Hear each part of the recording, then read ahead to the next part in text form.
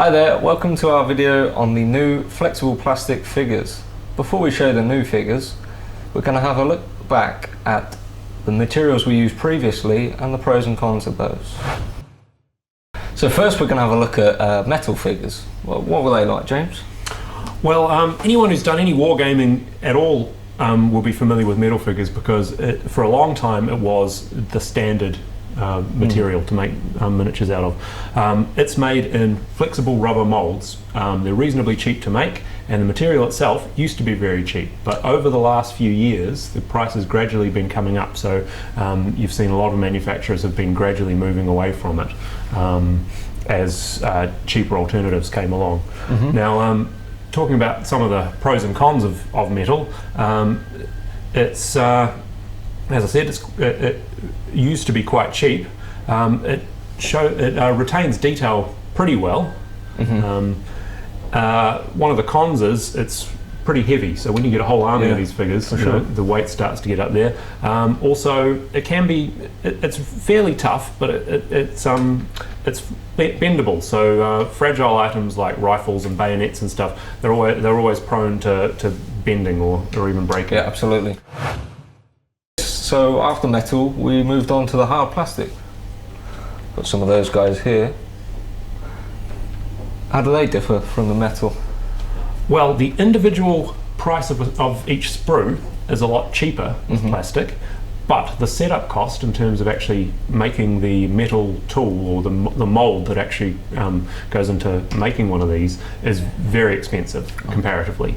So it was perfect for things that we were going to do, hundreds or thousands of. Not so good for small runs of specialized things. And this is becoming the standard for all of our vehicle molds. But not so much for, it's a lot harder to do infantry figures in plastic. Now, one of the things that a lot of people notice about plastic is because the molds, unlike the metal which uses flexible molds which can kind of wrap around the details of the figures, the rigid molds that go into making plastic, they don't allow any kind of undercuts. So one thing that bothers some people is you get depending on the pose, you can get some simplification around the sides of figures. And so that's something that we have always needed to be quite careful of when we're designing the poses and how gear works and stuff. Yeah, because you don't want to lose that detail. Exactly, you're right. So. And then from hard plastic, we then moved on to resin. Yeah, that's right. We've done a small number of figures like this, which it's in an epoxy resin. So the way this works is it's in a flexible mold, a little bit like the metal. You mix the two chemicals together, pour them into the mold, and then it's put in a vacuum chamber to suck out any kind of air bubbles, and it goes through a chemical reaction and then hardens. It's got a lot of really positive aspects to this material. It's really good for retaining detail, but it can be a little fragile, so it's not. It's great for display miniatures, but for gaming you do need to be quite careful. With infantry figures, if you were to say drop something heavy on them, or if you're not taking care of them on the gaming table, there's a possibility that they can bend or break. Okay, so a bit too much wear and tear, and they might be out the window. Yeah, fine for most people, but it is, if you are rough with your figures, something to be aware of. So what about the new flexible plastic figures? Right, well, let's get to it.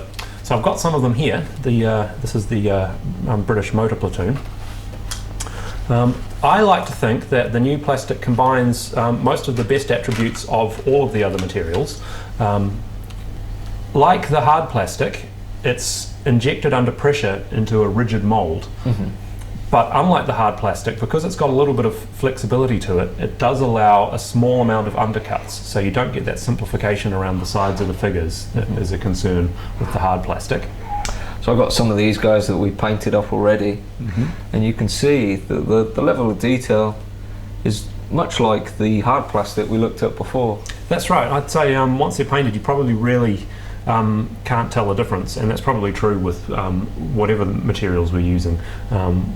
once they're painted, you really wouldn't know, other than maybe the weight, which of the materials you're looking at.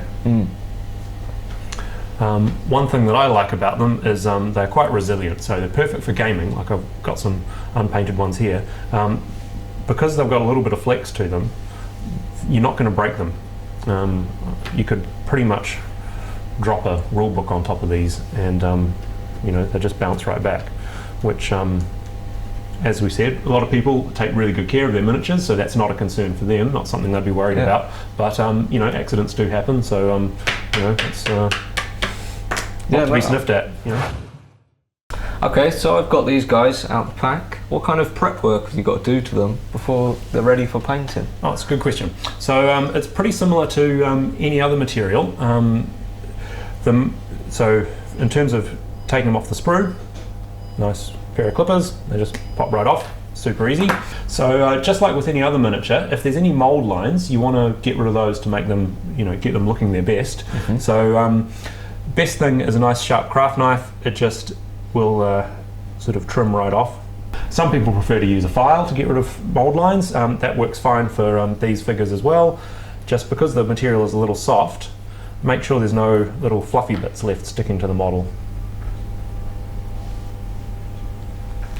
Now, if you find that any of your models have got bent parts on them, you know, bent gun barrels or anything that have gone a little wonky in the packaging, that's no problem at all. All you need is some nice hot water, so nearly boiling. So you could use a cup of tea, but don't, that's a bit yuck. So all you do is just dip the part in the hot water for a few seconds, and you'll either find that it will just straighten out on its own, or if it doesn't, you can just give it a little straighten, wait a few seconds while it cools down again, and the part should be nice and straight. With all the prep work done, it's time to get on to gluing. I know I've put together some of these already, and your plastic glue that you're going to be using for tanks is no good. What you really need to be using is super glue. That's right. Why is that? Well, the way that plastic cement works, it actually chemically partly dissolves the plastic. Okay. And then, so you put the parts together, and then when it hardens again, the parts are actually kind of welded together. So that chemical reaction only works with the hard plastic, or it's actually polystyrene. Is what it's technically called, whereas the flexible plastic, it's actually an ABS plastic, so it doesn't react chemically with the plastic glue at all. So yeah, super glue's your thing. Absolutely. Yeah. So as you'd imagine, gluing them together is pretty simple. Just going to take your glue, little dab in there, plop your guy in, and he's good to go. That's right, only takes a few seconds to kind of cure, and you get a nice, good, strong bond. So I haven't painted any of these guys yet. When it comes to painting, what's different? There's really not a lot to say. They're really no different than painting any other miniatures that you're used to. Before we got them, when I heard we were doing flexible plastic, I was a little worried, because I had memories of the back in the early 90s, before you were around. Painting soft plastic infantry, what it meant was you couldn't get paint to stick to it. It was kind of flexible, and the paint would it would crack and sort of peel off. It was a nightmare. There's nothing like that at all. Any kind of paint that you use, whatever paint you're using now, whether that's Colours of War paint, Vallejo, or any other acrylic paint, will stick to this no problem at all. Just use whatever primer that you're used to. Same techniques and everything just will work fine. Just as an example, you know, a good spray-on primer is always good, but just as a test, I just brushed Colours of War black directly onto this guy, let it dry, and as you can see, it's you know, perfectly robust. You know, it's not going to crack or come off or anything. It shows the detail fine. So yeah, whatever paint people are using should be no problem at all. One thing that I did read online though, someone said that he used Humbrol enamels and found that they didn't dry normally, they were a little tacky. So I haven't tried that out for myself yet, so I'm not sure if it was some kind of chemical reaction with the plastic or whatever. So that's just one little tip, that if you do like to use Humbrol enamels, my recommendation would be test it out on a figure first, just to make sure that that's not something that happens to you. and maybe consider using an acrylic primer beforehand. Other than that, yeah, Same as usual. Same as usual, yeah. Okay, so I've seen that the Desert Rats guys are plastic. Mm-hmm. How come the Africa Core guys are metal? Well, that was an issue of time, really. It was a long development process, trying out everything we needed to know about the design. You know, how to make the new plastic infantry work. There was a learning process. We had to work out exactly what features to exaggerate, how to make the most of the detail, how to get the faces looking good and stuff. So we had time to do one of the two new mid-war ranges entirely in this new plastic, and the Africa Corps missed out this time. The Desert Rats, the British were the lucky volunteers, so they're sort of our test case. So assuming everyone likes the new flexible plastic, in the future though, this will be our standard material for infantry going forward. Cool.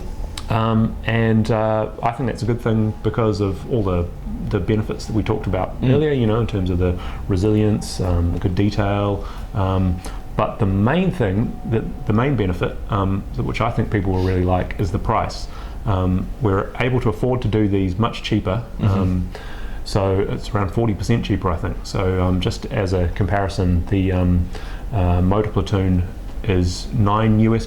Okay. That compares to $14.50, I think, for the Africa Corps guys, which is around about the same size unit. So yeah. So it's a saving that we're passing on to the customers. Exactly, which is what we like. So yeah, I hope people like them, and yeah, cool. And thanks for watching.